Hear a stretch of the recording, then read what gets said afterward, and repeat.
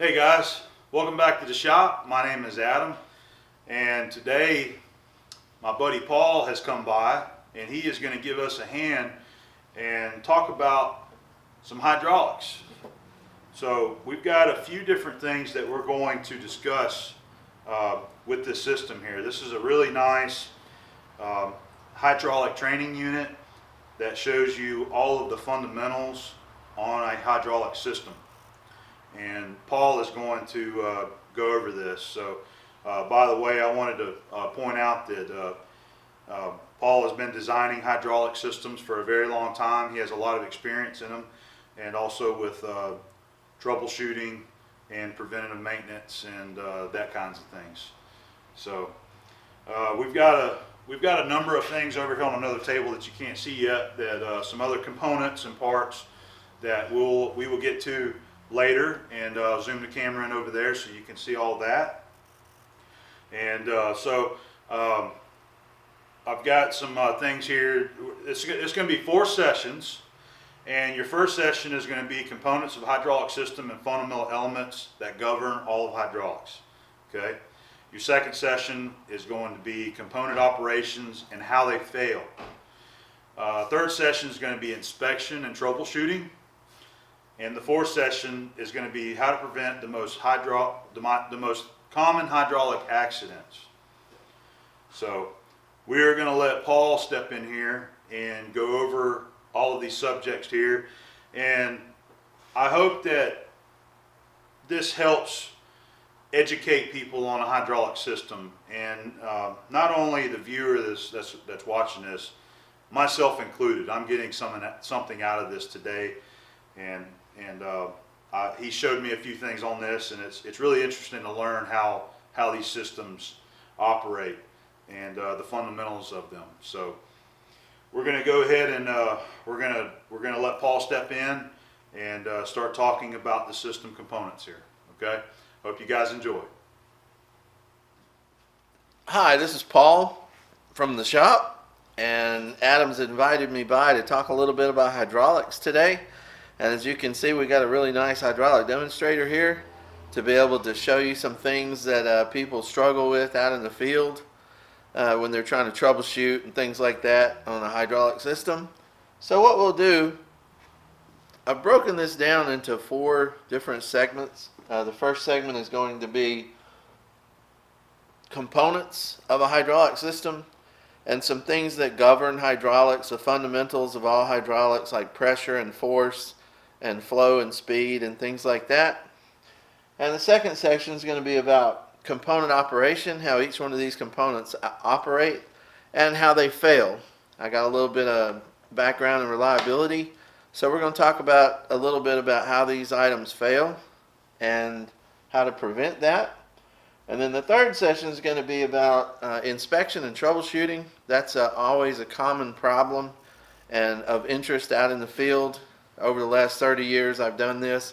So a lot of people don't realize some things that they have to have for troubleshooting. So we'll go over that. And then the fourth session is a little bit on safety, most common hydraulic accidents and how to prevent those. Definitely don't want anybody getting hurt out there doing this, so we'll talk about that. When I do a video or a class or something like that, I want to make absolutely sure that there's an objective that I want people to walk away with. So in this particular session, components of hydraulic systems and fundamental elements that govern all of hydraulics, what I want you guys to walk away with on this is, after completing this session, you should be able to field identify the 10 essential components used in heavy industrial hydraulic systems: reservoir, oil, prime mover, pump, relief valve, directional valve, linear actuator, which is a cylinder, a rotary actuator, which is a motor, and fluid conductors like your tubes, hoses, fittings, things like that. And understand the fundamental elements that guide all of hydraulics. So if you walk away with understanding that pressure is force and flow is speed, you'll understand a lot more than most folks do when they're out there trying to troubleshoot hydraulic problems. All right, what we're going to do now is talk a little bit about different components in a standard hydraulic system, industrial hydraulic system. So the first one you have is a reservoir right here. And the second thing you have is the oil inside the reservoir, and you'll know how important that is by the time we get finished with all these sessions. Next is called the prime mover, which is usually an electric motor over here that actually drives the pump. Next thing we have is the coupling that's connecting the pump to the electric motor to allow the pump to turn. Alright, the next thing is a hydraulic pump. And you'll notice that the pump is mounted below the oil level in the tank right here. And that's always the best way to do it because oil has weight to it and it keeps the pump primed whenever the pump is below the oil level. So that's always the preferred method on the pump. Alright. So then you move up here to the safety relief valve. And what the safety relief valve does, it protects the system from overpressurization. Okay? So, next thing we have is the filters. We got a filter back here. It's a little difficult to see. And then we have inside the tank here a strainer. And then as we go through this into the next couple of sessions, you'll understand what a strainer does and how they fail and things like that. Then the next thing we have is a directional valve. Here's a directional valve here, solenoid operated. And then over here you have a manual directional valve. You actually have to pull those with your hand. Next thing we have is a linear actuator that comes out in a straight line. And the next one is a rotary actuator that actually goes around and around. So in hydraulics you only have two choices. You can go in and out or around and around, and that is it. So that's what makes that really simple for me to understand, and should make it simple for you guys to understand as well. Alright, the last thing that we're going to talk about in the standard things that come in a hydraulic system is the fluid conductors, and that is your hoses and tubing and fittings and things like that. Of course, these components wouldn't do you any good unless they're actually hooked up and you have oil flowing through the system. Okay, so there's your inlet hose right there coming from your tank to your pump. Then you come out of your pump with this hose right here into this block here. Then you come with this hose right here into your directional valve.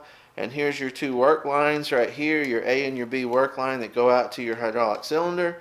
And then here's your tank line that actually goes back through the filter to the tank. So that's the essential components of any hydraulic system in order for it to function, is those components right there. Alright, the definition of hydraulics is a means of transmitting power by pushing on a confined fluid. As you can see by these hoses and the way all this stuff is hooked up right here, that fluid has to be confined to be able to do work. Whether it's pushing this cylinder out right here or rotating this hydraulic motor right here, that fluid is confined in all these hoses right here. So that's how it actually does work. There's actually three ways of transmitting power. One is mechanical, with gearboxes and chain and sprockets and things like that. The second one is electrical, with variable speed drives and things like that. And then the last one is hydraulics, or fluid power, hydraulics or pneumatics, either one. So this is what we're going to talk about today, obviously, is hydraulics.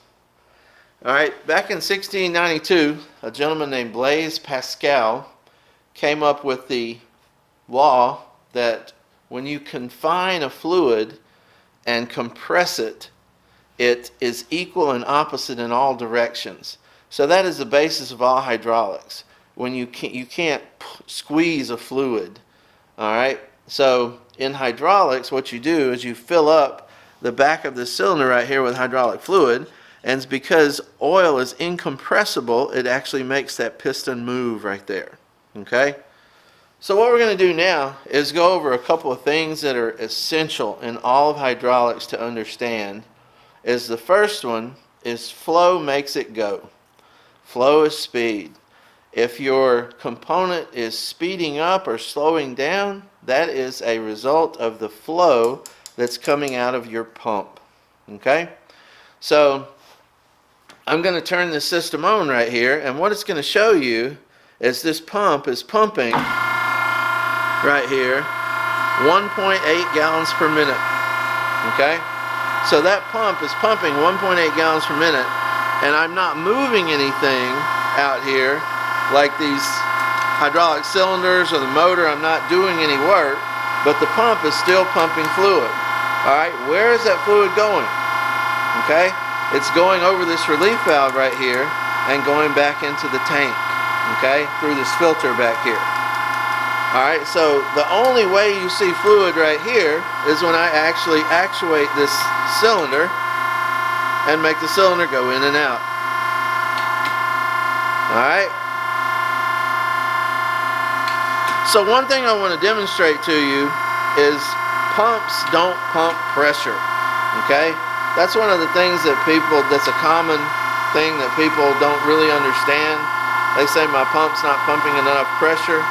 So what I want to do is go over that real quickly and show you how that works. Alright, you see on this gauge right here, I'm showing 400 psi. Alright, the only reason I'm showing that 400 psi is because I have my bypass valve closed and I'm forcing that oil right here across this spring inside this relief valve right here. Okay? So you'll see if I move this relief valve in and out, the pressure goes up or down based on the resistance to that oil that I'm pushing across that orifice right there. Alright, so what I'm going to do is prove to you pumps don't pump pressure. Alright, I'm pumping 1.8 gallons per minute right here. So what I'm going to do is open this bypass valve and give it an easier path back to the tank. So what you'll see is, you see that pressure drop right there? That's because I'm giving it a free path back to the tank and it's not having to go over this relief valve right here. Okay? So as I drop that, open that up more and more and more, you see the pressure drops down. And now I'm going to open it all the way up. So the only thing you see right here on the gauge is about 10 psi. And the reason you see that 10 psi is because it's taking that amount of back pressure to push that fluid through these fittings and through this block right here and make it go back through this filter into the tank. Alright, so basically what I'm showing you is pumps don't pump pressure. Okay? The only way you see pressure in a hydraulic system is when it has a resistance. Okay? So I'm going to shut this and make the resistance come back, and you'll see that pressure go back up.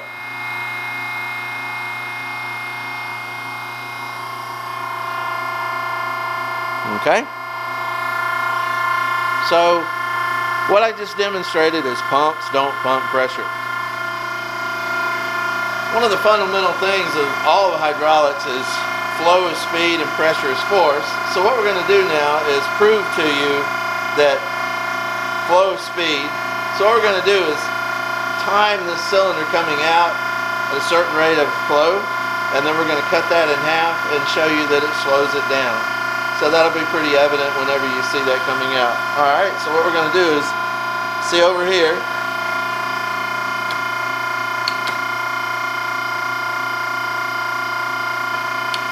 you see the flow is right at about 1.8 gallons a minute, 1.6, something like that.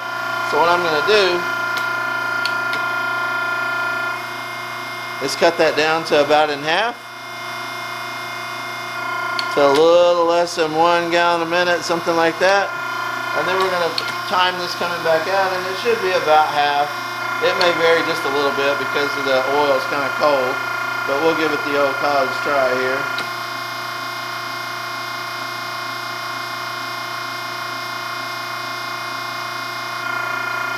Alright, that was perfect. It's about 7 seconds. The other one's about 4 seconds, so that's perfect. So the point was that when your flow drops, your speed drops as well. Okay? So it slows down. So when you're troubleshooting a hydraulic system, it's very important to understand the fact that flow is speed, and if you're not moving as fast as you're supposed to, you're losing flow somewhere. And that's the point to this video right here. Okay, what we're going to do now is, we talked about pressure is force, flow is speed. So what we're going to do is prove that pressure is force by using this chart right here. If you go down the left-hand column under where it says bore diameter in inches, go down till you see a 4-inch bore, and then come across to the right until you get under where the pressure says 750 psi. Alright, if you look at that number, that's 9,425 pounds of force that a 4-inch bore cylinder can push at 750 psi. So what I'm going to do is prove pressure is force. So if you double the pressure to 1500, then look over to the right under 1500 and you see 18,851 pounds of force. So there you see that number doubled. So what that means is if you double the pressure, you double the force. Alright, what I wanted to use this chart for is in hydraulic systems, a lot of times people have problems with electric motors kicking out and nobody knows why. I'm going to do something to prove that to you here on this chart. Horsepower is calculated with gallons per minute times pressure divided by 1500 psi, which is a constant. So what that means is if your gallons per minute increases or your pressure increases, your horsepower has to go up with it. So if you look at this chart right here, here's a kind of a neat chart to show you that, sort of demonstrate it. You go down the left hand side of the chart until you find 10 gallons a minute, and then you come across to the right until you get under the 1500 psi, and it shows you that you need 8.75 horsepower in order to run that system. Alright, if you double the pressure to 3000 with the same 10 gallons a minute, you need 17.50 horsepower. So what that shows you, if you double your pressure at the same gallons a minute, you have to double your horsepower as well. Alright, so what we'll do is do the same thing with gallons per minute. So if you look over here on the left hand side at 10 gallons a minute and come over until it says 1500 psi, you need 8.75 horsepower to run that system.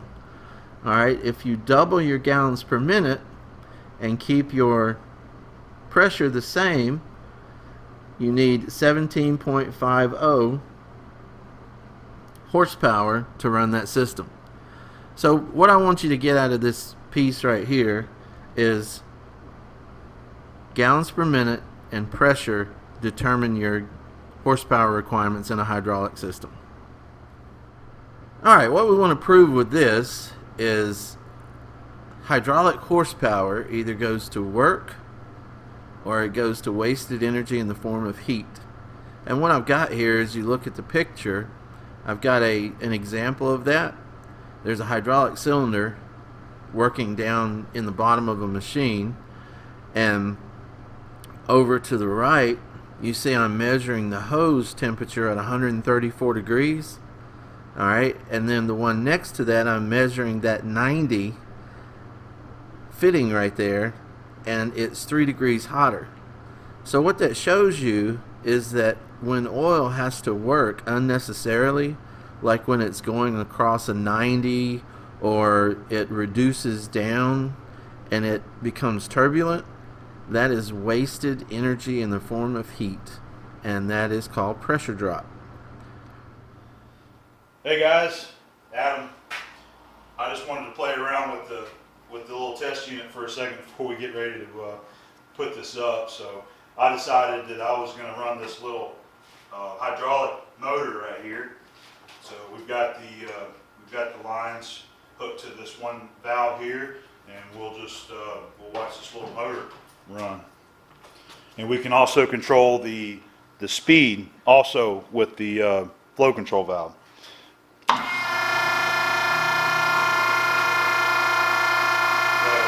Right here, we'll see the shaft moving.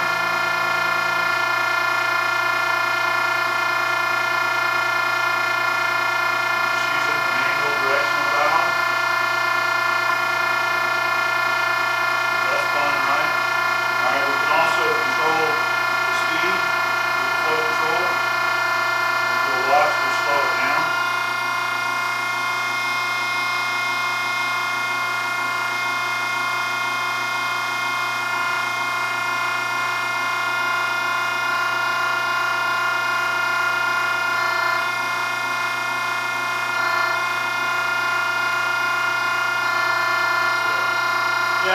play with that for a second and show another element of the training unit here.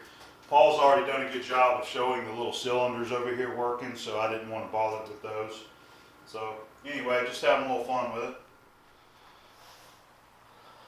All right, I hope this first session, that's the end of session 1, and hopefully that was beneficial to you guys. One of the things I really want to you to walk away with, a takeaway from this particular video, is pressure is force and flow is speed. If you have something in your system that's slowing down, that is a result of your losing flow somewhere. So these flow meters right here, when we get into the troubleshooting part, you'll see how essential those items are, these items right here. Alright, so again, that's a flow meter, that's a pressure gauge, and we went over all the other components. So what we're going to do in the next session is talk a little bit about component operation, how these things operate. Everybody thinks reservoir is just a dumb square thing, but actually it does a lot of other things besides just hold oil. So we'll talk about that in the next session. And not only that, as what you can expect to see when these items fail. When pumps fail, typically 99% of the time it's not the pump's fault when they fail. It's something else that's happening in the system that actually caused that pump to malfunction. So we'll talk a little bit about that in the next session. Thanks very much.